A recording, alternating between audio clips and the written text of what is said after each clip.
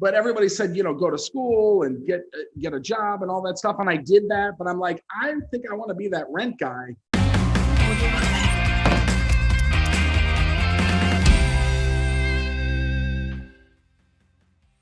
Hello, everybody. It's Jake Stenziano, host of the Wheelbarrow Profits Podcast, here with my co-host, the multifamily mentor, the coach, chef, father, 6 best-selling author, the G-Daddy. Gino Barber. Gino, how's it going?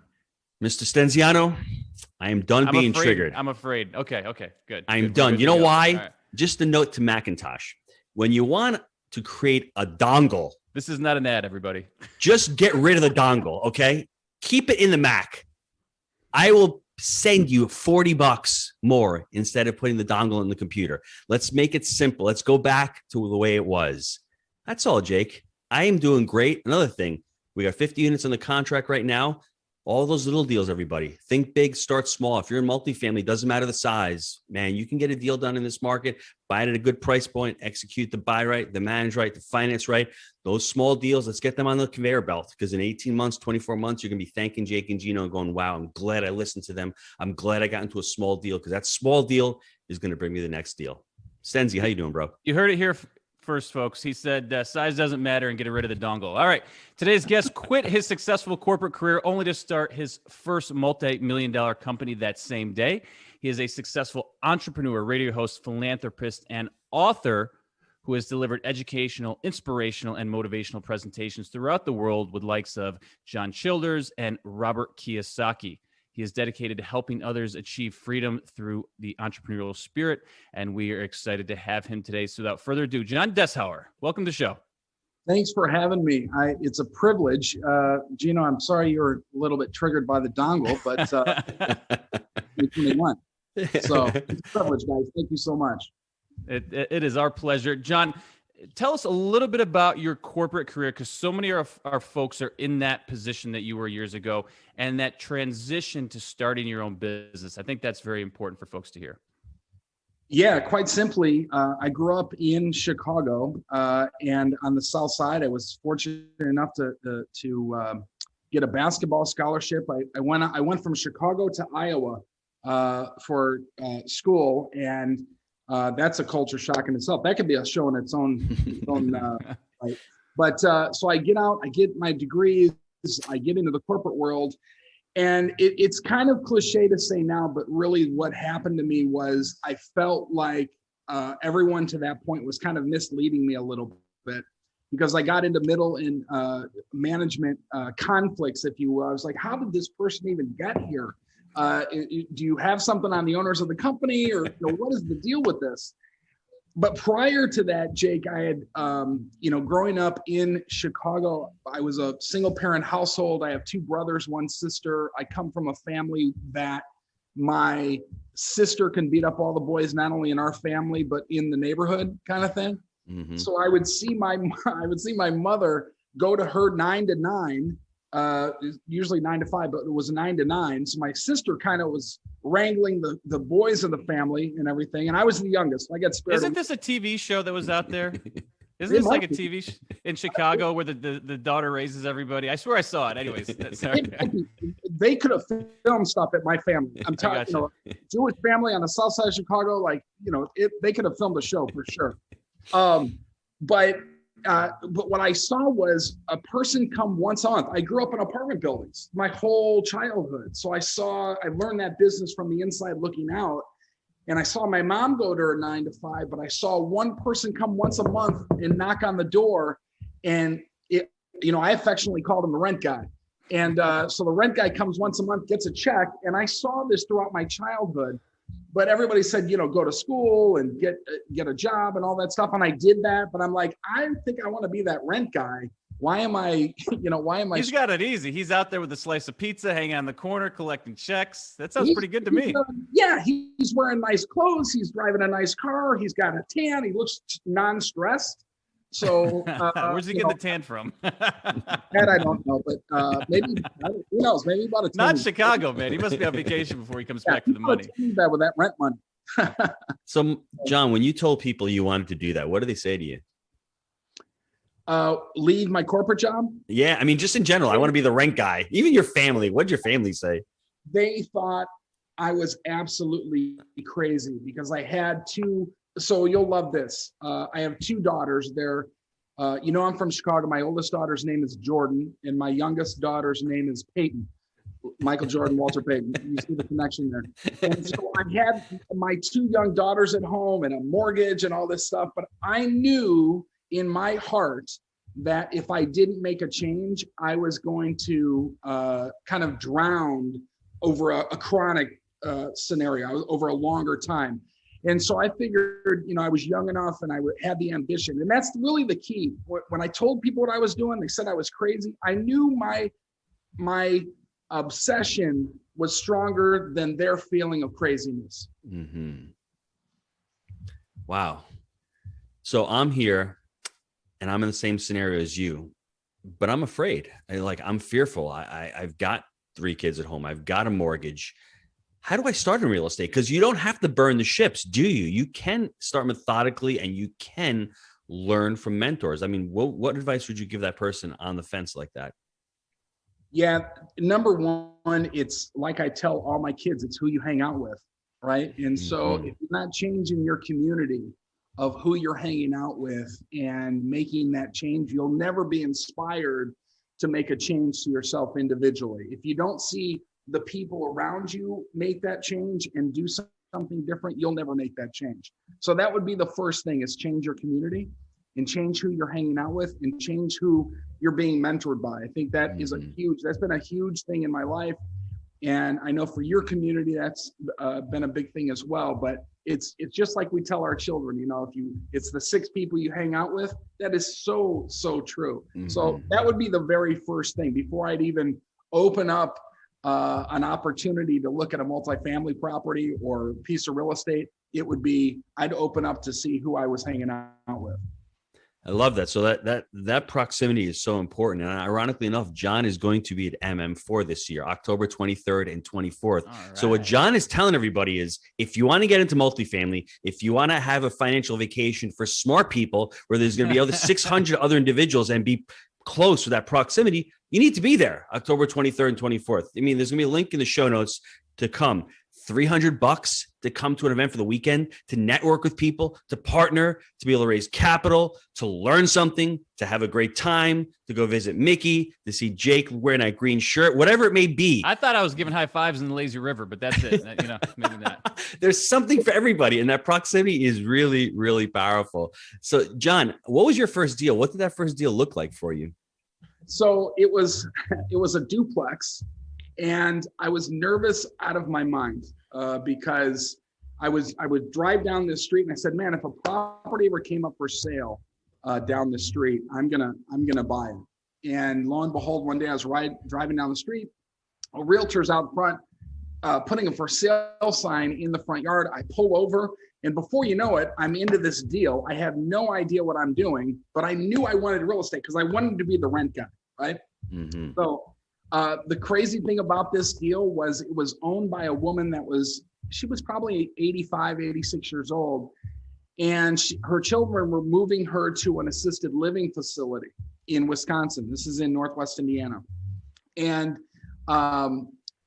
when I went to set up the deal, I got 80% bank financing. Deal structure is so important, and I know a lot of your community know this, but deal structure is so important in this way. I got 80% bank financing. And somehow I talked this woman into giving me seller financing at 20%. Had no idea what I was doing. I structured this deal.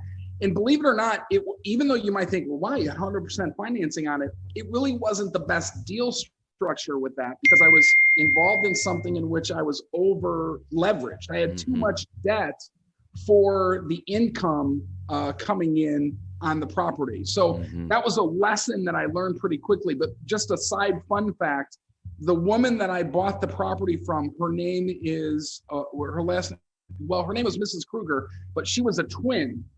And so the twin sisters had married twin brothers. And that always freaked me out because I thought, did all their children look alike? I don't know if you've heard that before, but that really kind of threw me for a loop there. Never. That is like borderline Lannister shit right there, Gino. It was. And so I had the deal going on. I had the twin brother, twin sister thing in the back of my mind. I'm like, what have I got myself into here? But it really was an eye-opening experience for me. With that duplex, it was small enough that I was able to recover of being a little bit over leveraged, but I did learn a lesson from that. I think John could have used a copy of Creative Cash, Jake, huh? Seller financing. Up, so the little red book that gives. It's one of those things. So, John, what else did you learn on that first deal? I mean, any other golden nuggets? Because being over levered is a big problem. You can't pay the bills. The deal becomes an alligator, and all of a sudden, it's going to start eating you up. We like to say, if it don't cash flow, let the grass grow. But I mean, like when you're negative like that, it can be really stressful. Yeah, I think the biggest thing for me was the absolute need for a mentor, like we talked about before. But a third thing maybe, so over leveraged, need for a mentor. And then the third thing for me was to, even though I was fearful in leaving my position, my corporate position, I knew the power of real estate and what it could do. You know, when you're buying a duplex, you're buying an 8-unit building or a 12 or 100-unit complex, whatever it is, all of those tenants, you're using a different way to receive your income. You're using a different method to receive your income. And it's different. In spending your time at your corporate job 9 to 5, you have to make the mental switch that you're buying this asset and those tenants are going to their 9 to 5 to cut you the most important check of the month. And that check covers really three main things. Number one, operational expenses. Number two, your debt service, your mortgage payments that you're going to have on the building. And Gino, like you said, the most important thing is the cash flow to you. The cash flow is what puts food on the table, clothes on the kids, gas in the car. Now, sometimes I get so excited about that, I say gas on the kids, food on the car, that type of thing. But really, that's what I'm using cash flow for, because that gives me the lifestyle to be able to hang out with my children, my wife. I can't forget my wife. Do other things, create other businesses, do the things that we want to do in life that we get enjoyment from. So that was another lesson for me to push through, even though I might have some challenges ahead. So how did you scale up from that duplex? What was the vision? I mean, what was the next property? And everyone, beware of what you wish for, because when it comes to fruition, it's like game on. That's I think Tony Robbins says it, the decisions in your life make you the person that you are. If John had kept driving by and never met Mrs. Lannister over there, he would have kept going. He never would have bought the duplex. He might not be here on the Jake and Gino show. He may not be in Orlando in October on the 23rd and 24th. You stopped. That duplex came. You made it happen. You've got it now. You're probably not even cash flowing. You're like, what did I just do? What were the next steps for you to continue to scale up the portfolio and ultimately become financially free? Yeah, so I went from that duplex to about 1,500 units in a shorter amount of time by doing a couple things. Number one, buying the property right, learning from that over leverage scenario, and using ratios and formulas that help me along the way. I'm sure you guys have talked about the debt service coverage ratio several times and that type of thing, but using those as tools. And then doing the second most important thing, and that's taking that asset and driving its value and using that new equity that's created to buy your next investment. Now, picture and imagine this. You buy an asset, and if it's done right, you've bought it because it has potential. And this is why I think today in 2021, where there's so many negative headlines and negative things going on in the world, we may be never in a position to take advantage of what's coming in commercial real estate than right now. Like, I truly believe that when there's going to be a lot of people running this way. And when you see all those people running that way, I want to be running this way, because that's where the true wealth is made. And so I got really good at buying an asset, driving its value, and then using that new equity to buy my next asset. And I don't think that there's any better opportunity to position oneself than what's coming with the economy and real estate and all of that. So what's going to cause it? Is it interest rates? What are we impacting here at a larger scale? Just one more time, Jake. Yeah, so we're saying, okay, there's going to be opportunities in the future to really create wealth because there's going to be a market correction. It sounds like you're saying. What do you think is going to spark that? Is it going to have to do with interest rates in your opinion? Is it going to have to do with an increase in supply? Where are you thinking this comes from? Yeah, so I think the commercial real estate market is going to be affected by a couple of things. Interest rates are certainly one of them. We're playing this inflation game right now. So I do see the Fed coming in and maybe making some adjustments after calling it, I don't know if you've been watching, but they're calling it a transitory situation with inflation. I do see interest rates bumped a little bit, but I also see the positive of the demand for good quality housing continue to rise. You know, the average occupancy rate around the country is 95, 96% plus. But look at the asset prices on real estate. Look at what has happened with lumber. Look at what has happened with steel. Look at what has happened with, other commodities. My wife and I have a date night once a week. I try to have more than one, but sometimes that's all she can handle is one date night. But we hit our local restaurants or watering holes or spots that we hit during the week. And I'm talking to them about, the food costs are going up and things like that. So I think this inflationary period is going to lead the Fed to make some decisions on rates, and you might have some rates go up.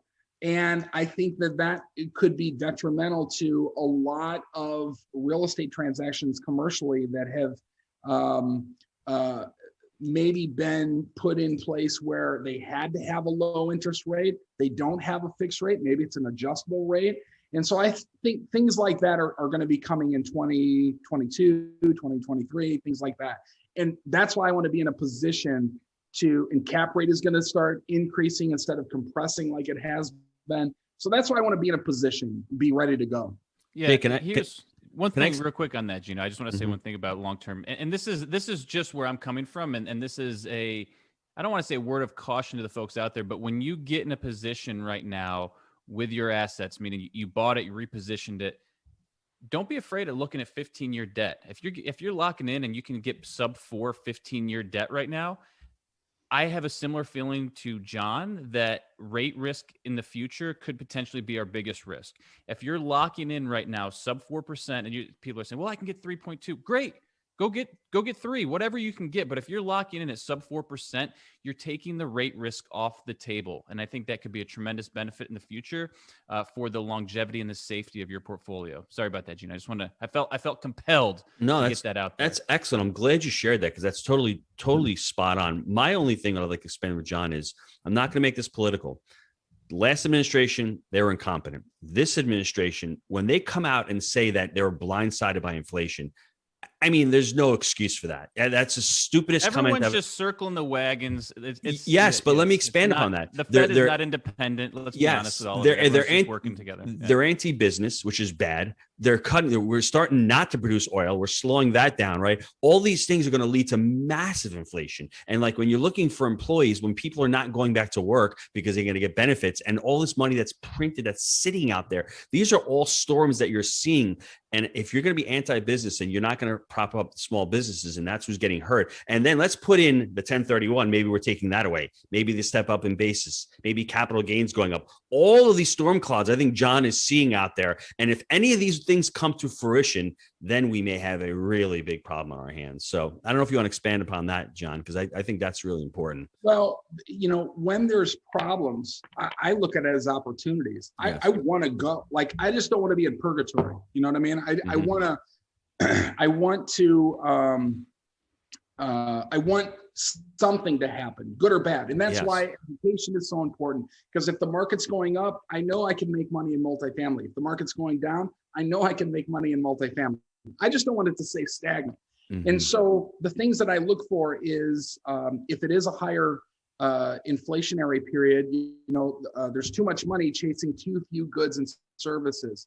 A little inflation is good for the rental market. It really is. Rents go up. That's great. Now crazy inflation, that could be detrimental, but again, you're going to have opportunities. You just want to be ready. I love what Jake said about getting on the other side of this inflationary period of a 15-year fix. I think that's the right amount of time.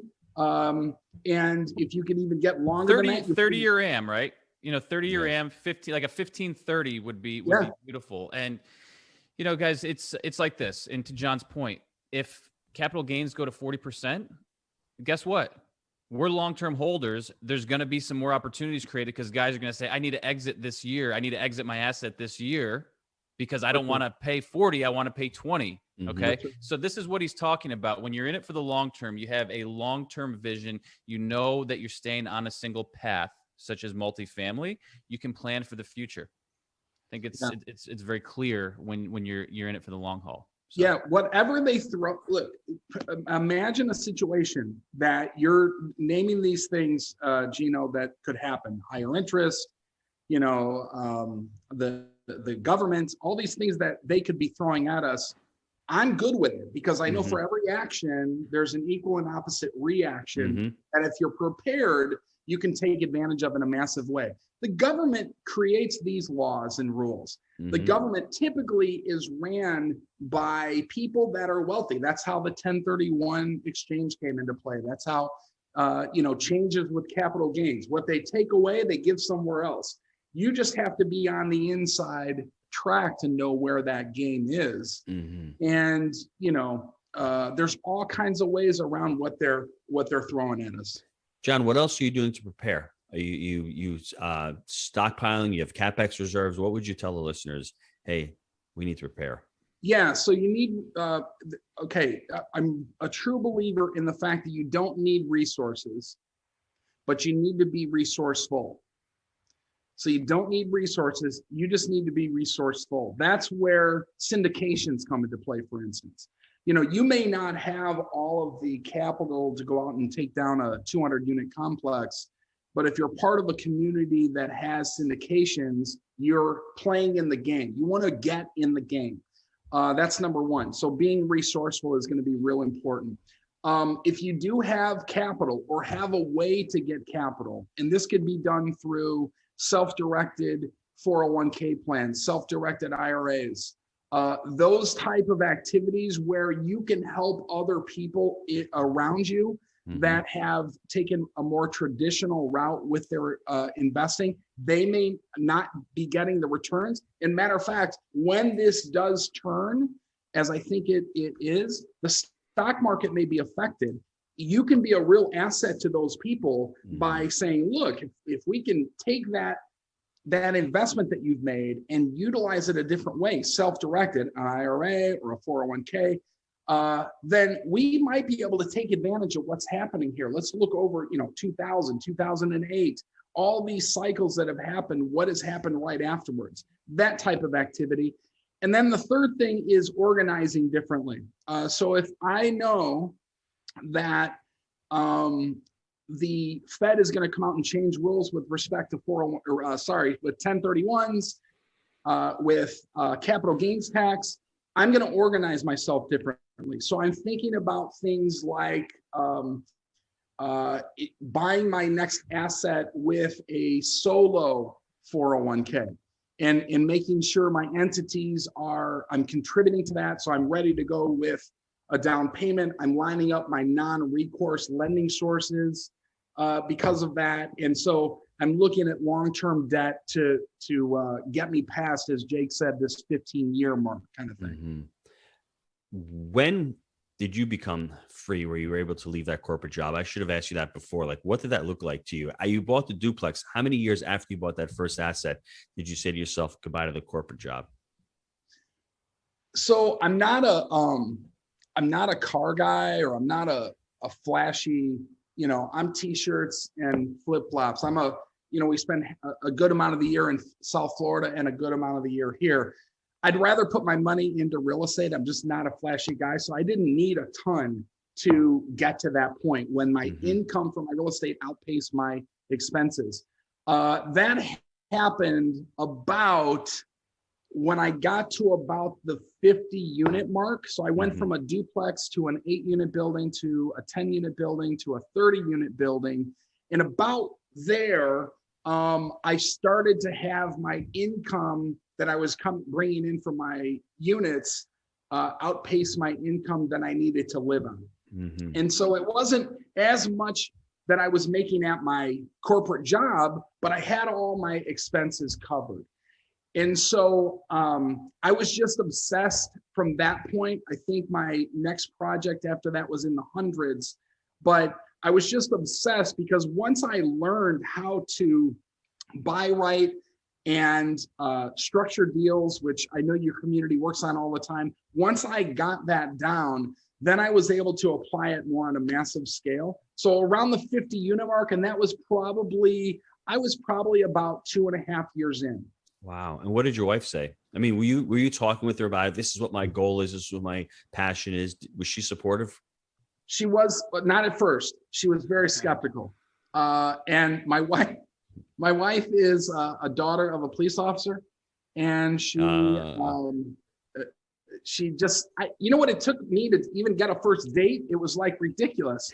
I had to go through all these background checks. They have a crazy gun collection. I don't know if you know, I mean, one room, like as far as the eye can see, is guns. And so that was pretty intimidating, but I knew that my wife would come around once I started to talk to her about it. Today, she runs our whole asset management company, and we do property management for other companies and other people. So she loves real estate. She can't get enough of it. The real thing, though, is some people may not be able to work with their spouse. To me, I loved it. It was fantastic because she's a lot smarter than me.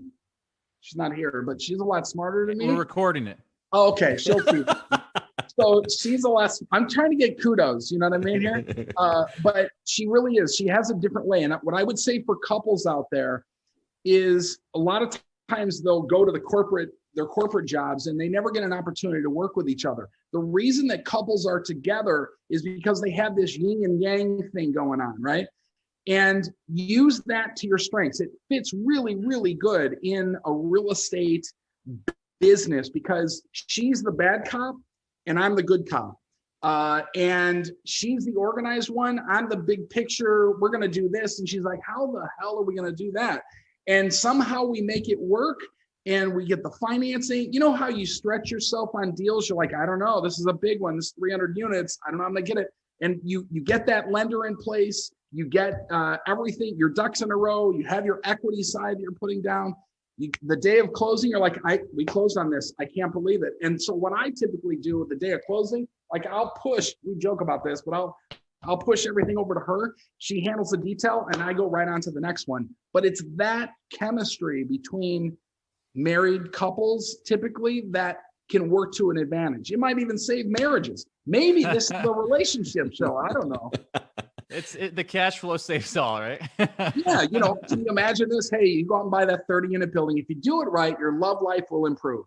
Wow. So we got to get John Dessauer on the multifamily zone with Gino and Julia on there. I think we need that's spousal communication. We got that for another show because it's truly important. And what you're saying, honestly, John, is our relationship between me and Jake. I mean, we push each other and we expect a lot from each other. And we never are. It's funny. It's one time about 3 months ago, Jake, I tried to get a little vulnerable with me. And I'm like, Jake, what are you doing over here? It's got a little weird, but that's what it's all about. Dude, explain yourself. You're getting creepy now. Say what happened. I remember it was just, you sat there and you were really being, you were being great, nice to me. You were just really thanking me for something. I was being nice to him for the first time ever. No, it's not that. Our partnership is so amazing that Jake works his ass off every day. And I don't have to say thank you, Jake. And the same thing, we just expect it of each other. And we work at really high levels and we love to do stuff for each other. And it's not even an issue, right? And maybe we should stop and say, hey, you know what? Thanks for closing that deal. Or, hey, you know what? Thanks for getting this person in the pot, or whatever that may be. And that's our mistake that we should do. But it's just really funny how that time, it was just like, I just remember that. It just stuck in my mind. I'm like, he's like, what the fuck's wrong with you, dude? He hit me. He's like, I got to get out of here. You're creeping me out. I'm like, all right, cool. But it's a great feeling. But it comes back to communication. It's like 10 years. I was like, man, great job. I'm grateful for what we're doing. He's like, dude, I didn't have this conversation with you. I'm like, fair enough. But that's our relationship. And that's when you're working with a spouse or significant other or a partner, we've just grown accustomed to that. I could pick up the phone 5-6 times a day. I love speaking to him. I'm always engaged. I get on, and that's what I think real estate is. It really is a partnership. Can you speak to that, being able to build that team out? And it really is. If you're on an island all by yourself, it's not important. It goes back to the proximity. Who else has really helped you in your real estate world, John? I think that a couple of things. Once you align your team up, I think financiers, people that are financing your deals. I've had a couple of mentors that I've since tied back. Matter of fact, the original rent guy, I went back to, and when I started buying, he had a lot of units under contract when I was a kid. It seemed like millions, but it was not millions. It seemed like millions. It was a few hundred, but that guy was the biggest guy in the world to me to be able to do that, buy these buildings. And so that person has become a mentor. He's since passed, but his family is still very close. And some of the people that I've learned from and I've had a chance to kind of work with, my team, of course, inspires me every day with this. So it really ends up being, the people that you put together, your community that you hang out with and surround yourself with. Last long answer question. I'm listening to this. What are the next steps that I need to do to start getting into multifamily? I think number one, I would really encourage you to make sure that you're obsessed with this. And what I mean by that is, if you're just going to go buy an 8-unit or a 10-unit, you could probably do that pretty easy, although inventory is a little low today. But if you really want to make this a scenario, find out what your obsession is. I was obsessed with this. So, I would be on, at the time we didn't have a lot of podcasts because this was I'm old, guys. I don't know. I don't know if I look old on camera, but I'm old. This is 24 years in the making, being a real estate investor. But I would be on podcasts. I'd be a part of the community. I would line up how to become resourceful, and I would start understanding where my opportunities lie. They really lie today in 2021 in deal structure, number one. Number two, in understanding the tax advantages of things like solo 401ks, self-direct. The reason that is so big is because you have such a great tax advantage with those, possibly not paying taxes. If you do it right, maybe ever, legally. And I'm not here to give tax advice, but there are some definite tax advantages with things that are coming. So what I would do, Gino, is kind of lay that out and start opening those topics of communication. And then I would start thinking about granular and start to think about where are you going to be investing? What's the profile of the building that you're looking at? Is it a 40-unit building, Class A, Class B, Class C? Is it something that needs repair or rehab? What does your financing look like? What's the cost of that financing? What's the duration of that financing? I would get granular after that. But the big pieces are obsession and what resources do you have, or how can you be resourceful? Mm-hmm. Let me say that a different way. Don't be the mom and pop that we look to buy from. Get obsessed with multifamily as the singular vehicle in your life, and it will take you to the promised land. It's as simple as that. If you dabble in it and it's a little investment, it's the business that you're in and you commit to it, you are a multifamily real estate entrepreneur. That's the mentality that you have to take to get obsessed to make this work for you. Can I add just one last thing here? Nope. Got it. Please go, sir. With my obsession, I created this technique that I want to bring to the community. And it's a technique that really exploded my portfolio in growth. So it was a way I could buy an asset, increase the value of it in a short amount of time, take that new equity out and buy my next project. And so it has to do with repackaging. And I won't go into detail because this could be a whole course in itself, but basically think of a case. In Chicago, we say pop. You guys say pop for soda? Or do you say soda? What do you say? Soda? Soda. Yeah, so that sounds weird. It's getting weird now, John. It's getting weird. Think of a case of pop, though. You can buy one pre-inflation price. What is that, generic? Yeah, right. What's the case of soda pop? How about that? Okay. So What's a case of soda pop at the store? $7, $8? I have no Something idea.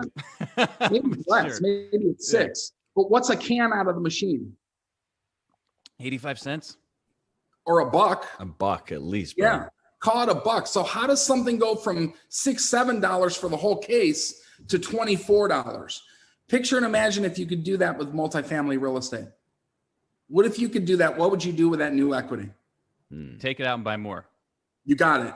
And so that's the strategy that I have come up with. And again, it's a longer duration than we have here, but I want to bring that to the community. But that's the obsession that leads to stuff like that, where you create these new angles, and now you're taking valuation of multifamily unit, you explode it, and then now you're resourceful because you have more resources to go buy that next community or that next building. Awesome. All right, guys, let's take a quick time out to hear from our sponsor. All right, we are back. And Gino, I got to give a little shout out right now. He was talking about, the rent man who would come and have the tan and eat the pizza. I never told anyone this. When I was living in Poughkeepsie, New York, back in the day, there was this guy, Don, and he worked for Philip Morris. He sold cigarettes during the day to like the CVSs and everything around. And he owned the building that I lived in. It was a duplex. He owned a fourplex around the way. And then he owned like an 18 unit. And I always looked up to Don, like he was the guy, he owned the real estate. So I had that moment too. And if you're listening, Don, appreciate the inspiration, brother. And I hope you're killing it out there, because that was one of those moments that I had to take a step back.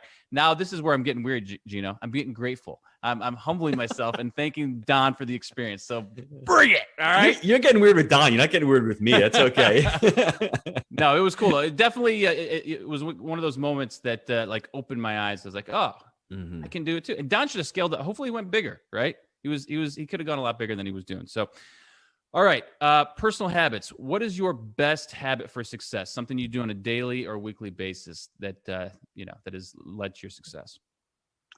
I think it's involving my children as much as I can with what I do. I've always been a self-development guy, and I've read a ton of books on self-development, but I always try to involve my children in that, because this isn't something that we teach in schools, but it is something that you can provide an example for your children. The sooner they learn this, the more that they can, or the faster they can implement it. And I started at, say, 28. If I would have started at 18, I would have been that much further ahead. So that's the lesson that I try to tell myself every day. What can I pass on to my daughters that are 29 and 27 now, and my son? Now watch this, guys. My son is 6. So you're really not living until you take a 2-decade break between your second and third child, but that's another show. We can talk about that then. You and Gino can have that on the multifamily zone. Yeah, but that's what I try to do every day is be an example to them. Any tips for someone scaling their multifamily business? Yeah. Number one, we didn't talk much about management here. We've talked a little bit about financing and being prepared with resources, but your management is key, and really kind of understanding how important driving that net operating income is for that management company, and how the goals should be set on NOI. Its relation with cap rates, as you guys know, is so important with respect to multifamily valuation, that when you're dealing with scaling, the way that you scale is to improve the value of your assets. Now, some would even say that we're doing that today just with the cost of lumber.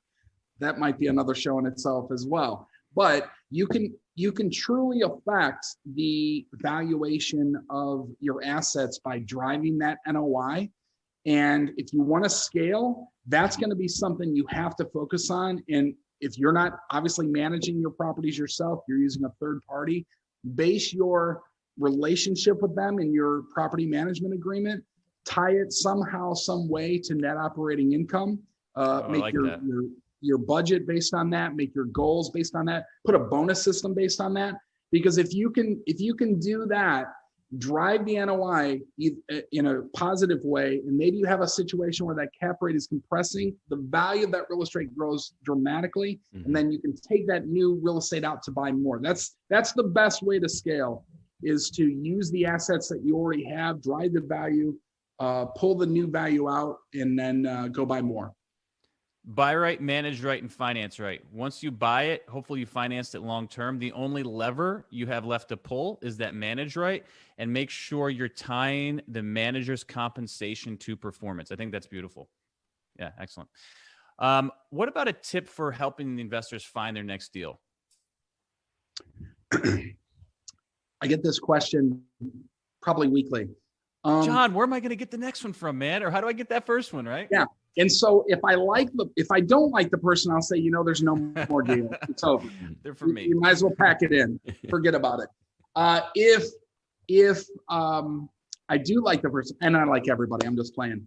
I typically tell people to look for problems. Don't look for properties, look for problems. And what I mean by that is so many times we go to the MLS or we call the commercial real estate broker or agent or even residential broker or agent. And so I think today in 2021, that's a bad, not a bad way, but that's not as good of a way to get the deal that you are looking for that's going to provide cash flow that you're getting below retail pricing.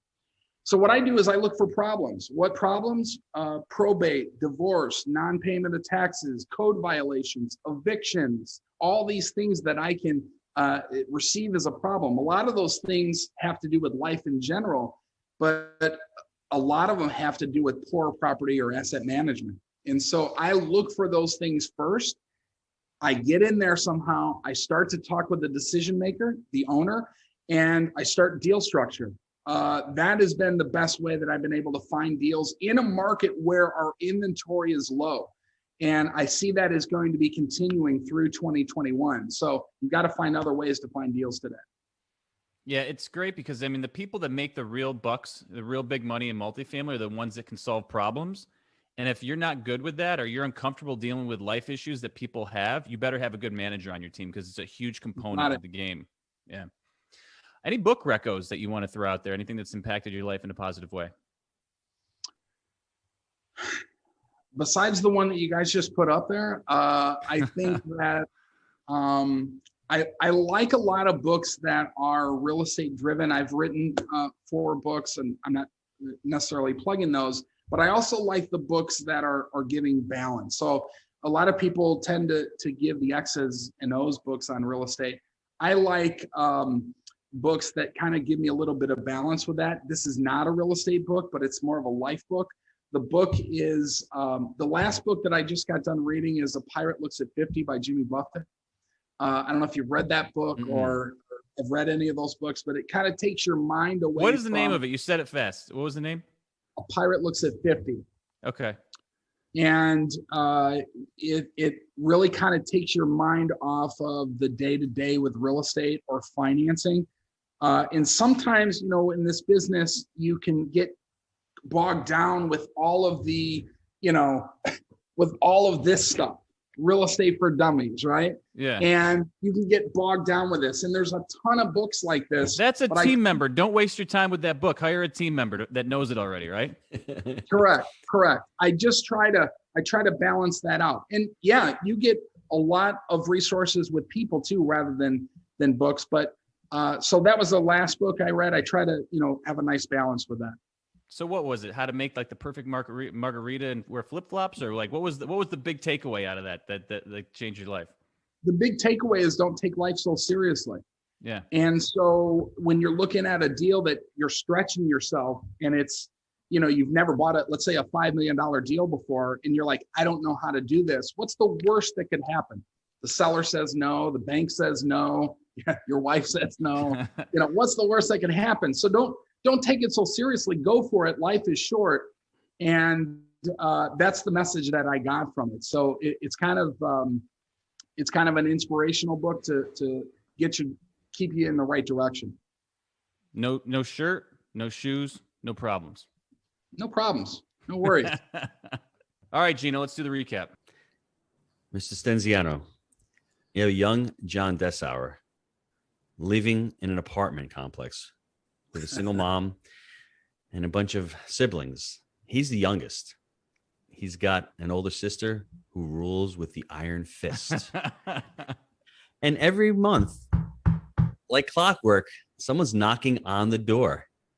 affectionately known as the rent guy by John. And that leaves such an impression. I think your rent guy, Jake, his name was Don. Don, yeah, the rent guy. So we got the rent guys going on.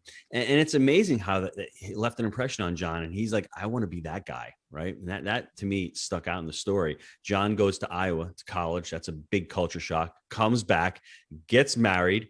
One day, driving down the street, he says, if I see a house on this road, I'm buying it. And watch out what you wish for, everybody, because Mrs. Kruger's got the sign in there. Miss 85-year-old is banging the sign out in the front. And John decides to pull over and does a little creative financing. Not the best thing, everybody, but taking massive action. Education, he didn't have it. He took the massive action equals the results. Once he started coupling the education with his action, leading to the massive results, 1,500 units later, took him 2.5 years to get out of his corporate job. Since then, he's written 4 books, millions of dollars of real estate, and more importantly, he's found his sole purpose. He's working with his spouse, with his wife. He's got 3 amazing kids. And that's what real estate has done for John's life. Can you imagine?